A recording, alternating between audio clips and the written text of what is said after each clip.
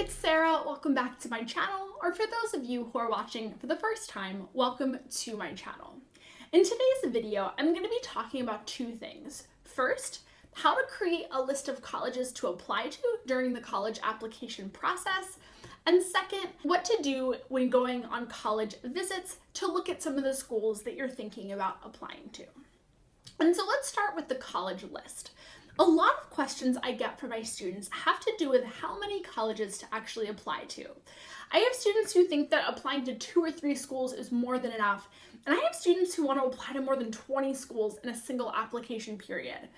And to be honest, I think that the ideal number of colleges to apply to is between 8 to 12. Now, if you are a really competitive applicant, or perhaps you're applying to a lot of safety and target schools, you may not even need to apply to 8.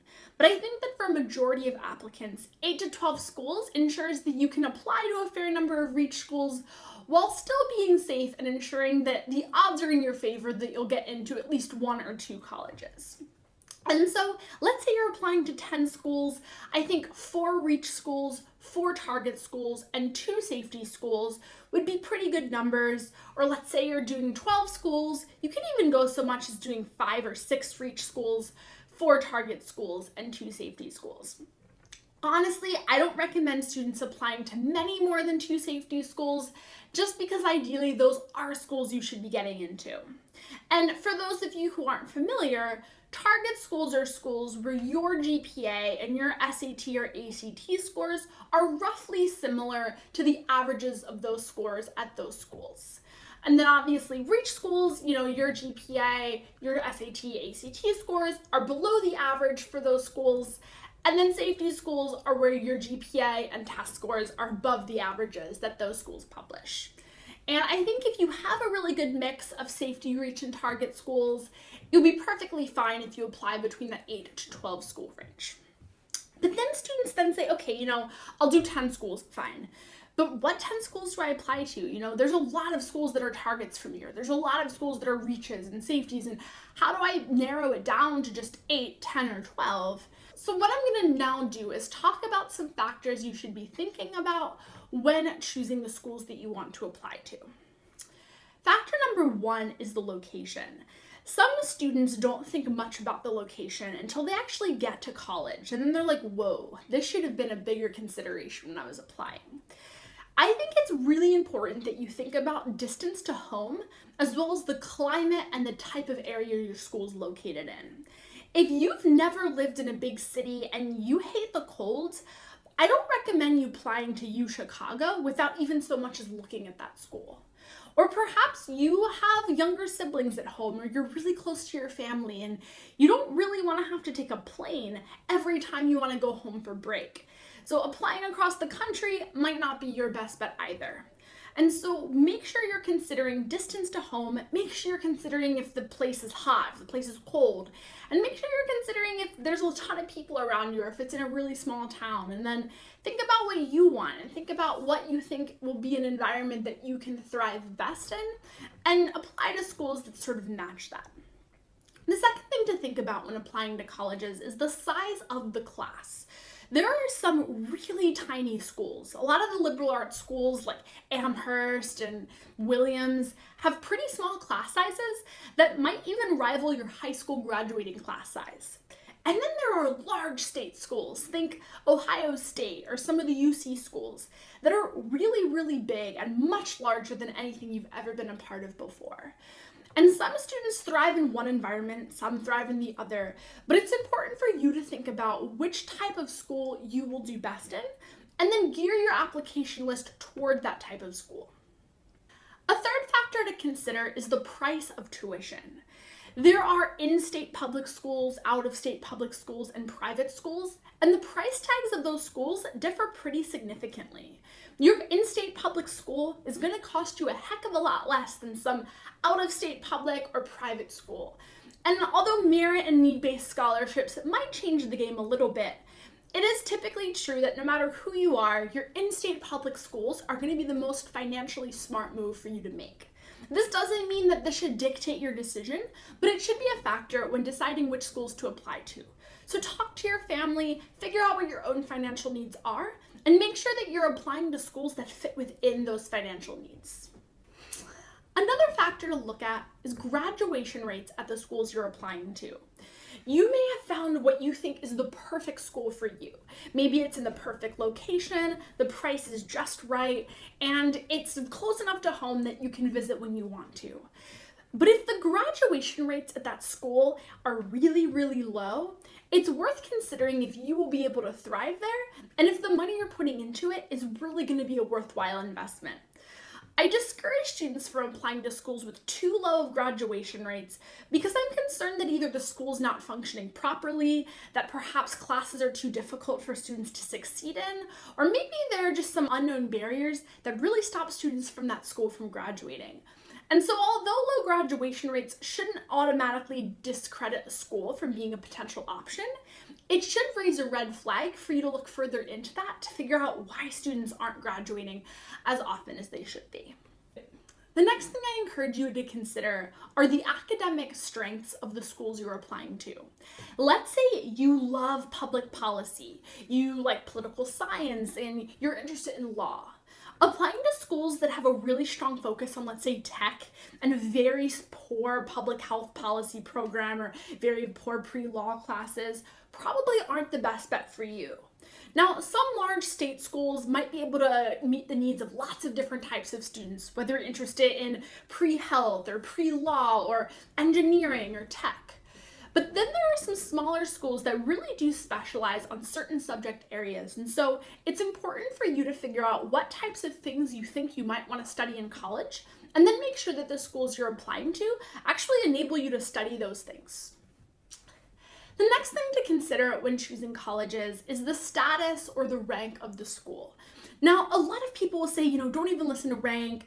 Rankings are all paid for and they're nonsense and they're worth nothing.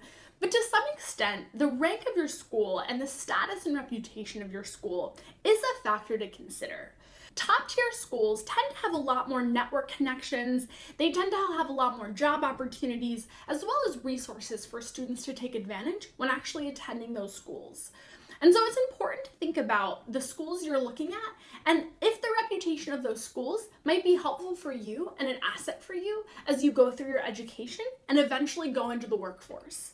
And so although ranking isn't something to just take as a holy grail and to assume if a school's ranked well, it's a perfect fit for you, it is important to know that schools with better reputations are going to have more opportunities, are going to have more job connections, and are going to have more ways for you to succeed and stand out.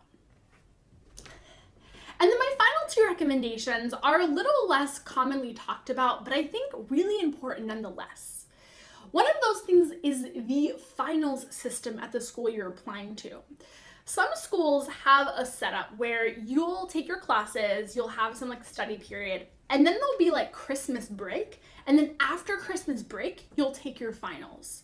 From all the students I've talked to who have that type of final system, they are miserable because instead of having a relaxing break where they get to spend the holidays with their family and they get to just decompress from the stressful semester, they're instead spending their break studying for that exam that sort of looms in the future. I think schools that have finals before breaks are really, really helpful for student well-being and just being able to actually take a break and de-stress. And the second of the uncommon things to think about when creating a college list is the housing system at that college or university. Some schools will guarantee housing for all 4 years. So if you attend there, you can live in dorms if you'd like to. You can eat in the dining halls, the whole 9 yards.